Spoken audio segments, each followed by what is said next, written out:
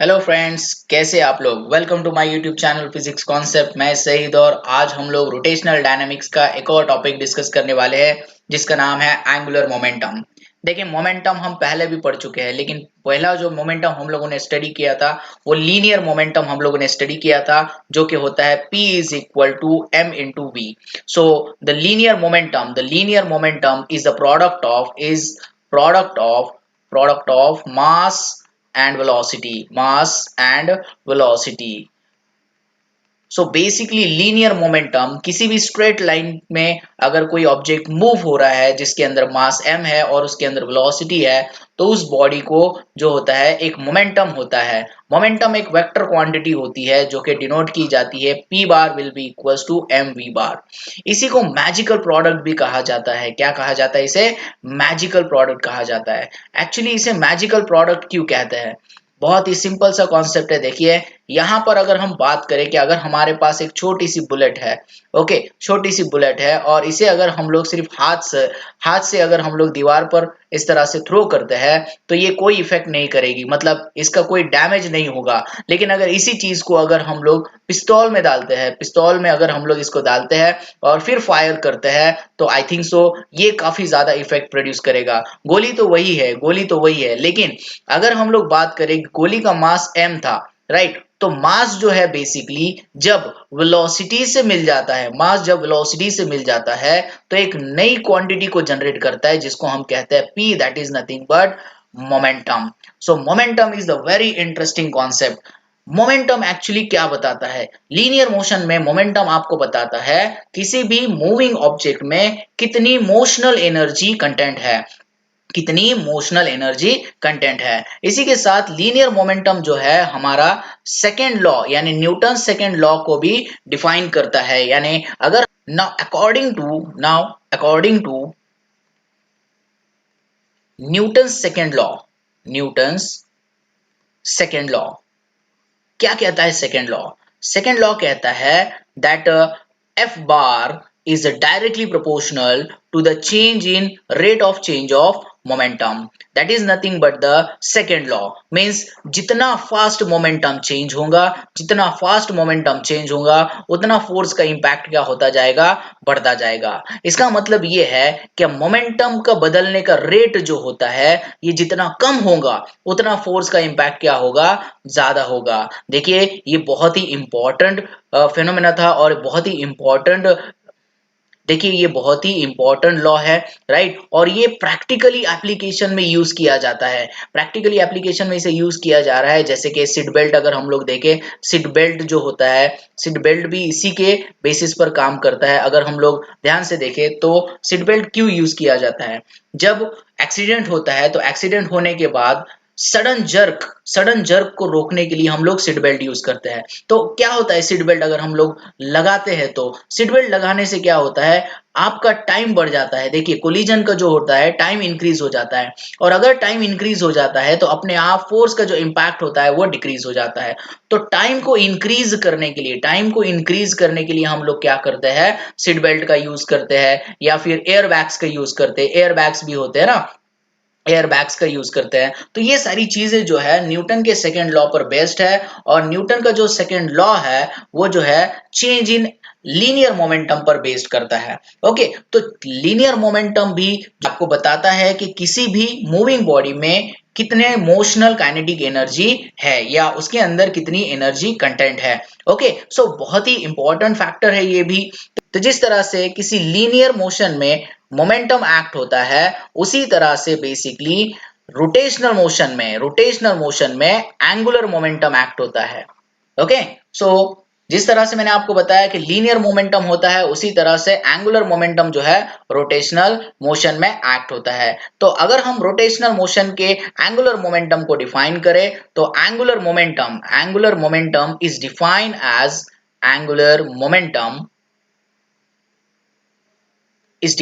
As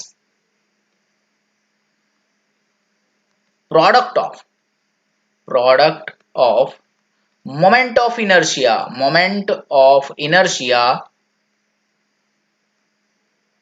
and angular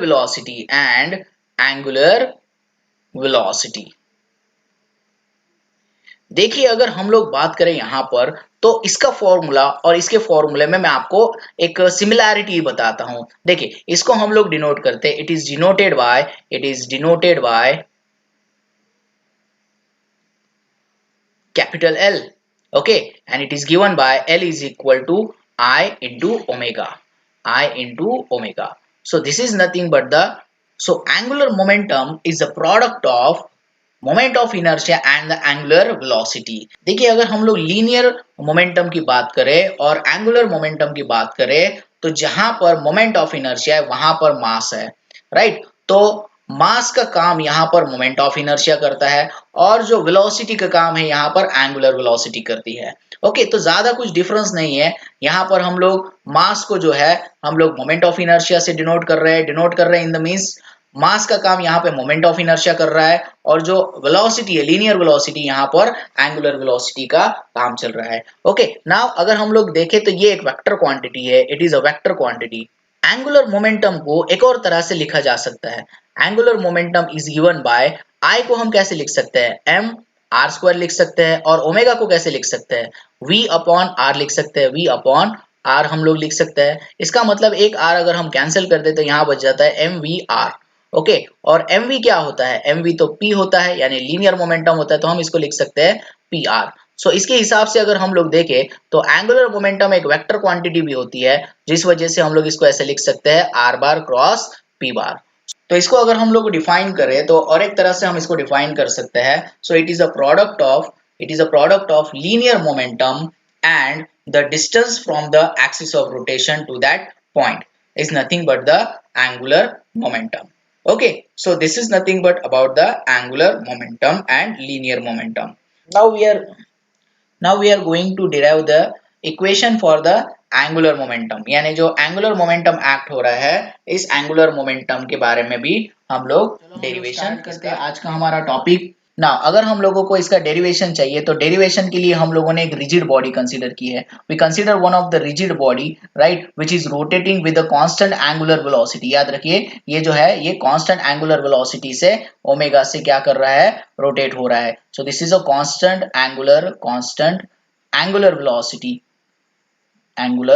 velocity से क्या हो रहा है, ये गोल घूम रहा है। Okay, now this body is rotated about an axis passing through O. Okay, so this body is made up of n number of particles of masses m1, m2, m3 dash dash dash mn. Okay, situated at a distance of r1, r2, r3 and r4 dash dash dash rn. Okay, ये पिछली बार भी हमने बहुत सारे derivation में लिया है तो इसे आपको ज्यादा लिखने की जरूरत नहीं है, आप इसको डायग्राम से ही क्या कर सकते हैं, आसानी से एक्सप्लेन कर सकते हो। ओके, तो मेन पॉइंट आपको क्या रखना है यहाँ पर, now when body rotate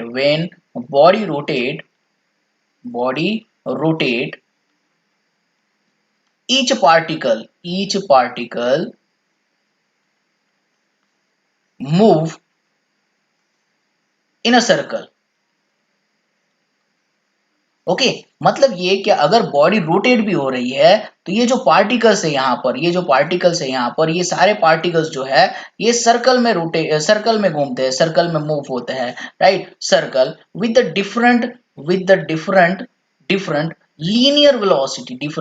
linear velocity. Okay, तो डिफरेंट लीनियर वेलोसिटी क्यों होंगी, because of different distance from the axis of rotation. देखिए यहां पर जो है एक्सिस ऑफ रोटेशन से हर एक पार्टिकल का जो है डिस्टेंस अलग अलग है। इस वजह से ये जब बॉडी रोटेट होंगी तो पार्टिकल तो सर्कल में घूमेगा लेकिन हर एक पार्टिकल अलग अलग डिस्टेंस पे होने की वजह से उसकी लीनियर वेलोसिटी क्या होगी, अलग अलग होगी। So we have a relation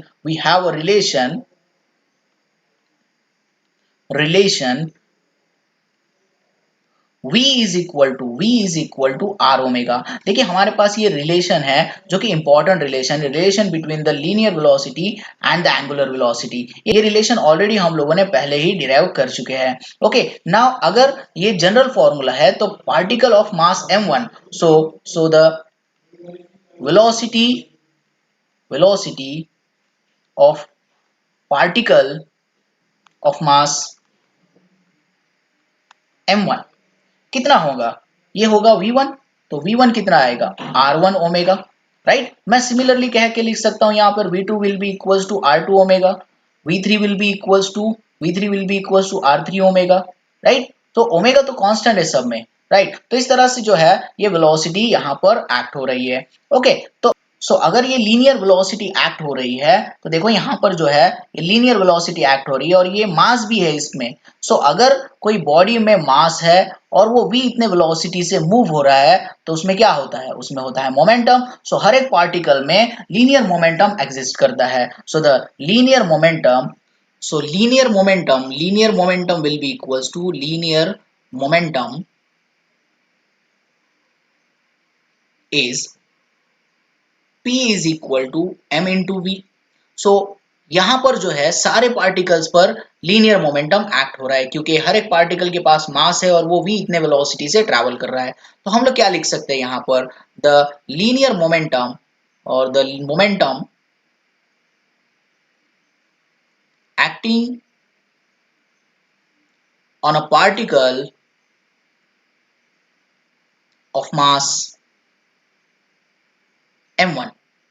इतना लिखने की वैसे जरूरत नहीं है, आप डायरेक्टली भी क्या लिख सकते हो यहाँ पर, P1 will be equals to m1v1, P1 will be equals to m1v1। लेकिन यहाँ पर आप एक और चीज याद रखिए, आप क्या कर सकते हो यहाँ पर, आप डायरेक्टली v1 की वैल्यू भी पुट कर सकते हो। तो अगर हम v1 की वैल्यू पुट कर देंगे तो क्या मिलता है यहाँ पर, m1r1 ओमेगा यहाँ पर मिल जाता है। और आप यहाँ पर क्या कह सकते हो, सिमिलरली कह सकते हो, सिमिलरली आप P2 निकाल सकते हो, यहाँ से P2 निकाल सकते हो तो P2 क्या आएगा, M2 V2 आ जाएगा और V2 की वैल्यू आप पुट कर देंगे तो M2 R2 ओमेगा हो जाएगा। और इस तरह से आप n नंबर ऑफ पार्टिकल्स का जो लीनियर मोमेंटम को निकाल सकते हो, that is Mn Vn will be equals to Mn Rn omega. इस तरह से आप क्या कर सकते हो, सॉल्व कर सकते हो। अब अगर हम लोग डायग्राम की तरफ देखें तो ये जो है ये लीनियर मोमेंटम है। लीनियर मोमेंटम और ये जो यहाँ से लेके यहाँ तक का डिस्टेंस जिसको हम लोग r कह रहे हैं, ये जो है इस तरह से इसके ऊपर एक्ट हो रहा है। इसका मतलब इसके ऊपर भी जो है एक तरह का एंगुलर मोमेंटम भी एक्ट हो रहा है। तो angular momentum acting on the particle और the angular momentum, so the angular momentum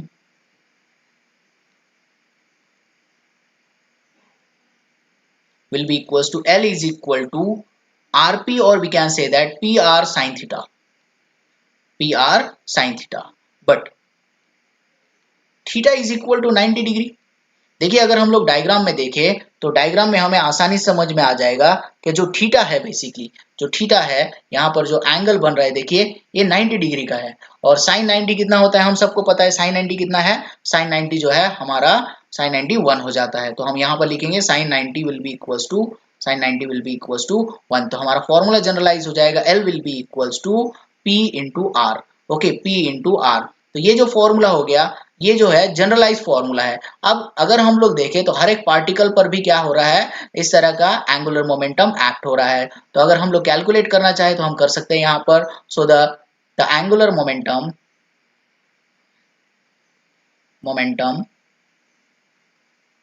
of particle of mass m1 कितना आएगा, यह आएगा L1। L1 मतलब कितना, यहाँ पर आ जाएगा आपका P1 R1, right. But P1 क्या है, P1 तो है यहाँ पर हम लोगों ने निकाल रखा है, P1 कितना है M1 R1 ओमेगा इंटू ये R1 हो गया। तो L1 कितना हो गया, L1 हो गया हमारा M1 R1 स्क्वायर होंगे ओमेगा, राइट। तो L1 कितना हो गया हमारा M1 R1 स्क्वायर ओमेगा। और सिमिलरली मैं क्या लिख सकता हूँ यहाँ पर, L2 लिख सकता हूँ। L2 कितना हो जाएगा M2 R2 square omega, right. और डैश डैश डैश में ln भी निकाल सकता हूँ। तो ln कितना हो जाएगा हमारा, ln हो जाएगा यहाँ पर ln will be equals to Mn Rn square omega.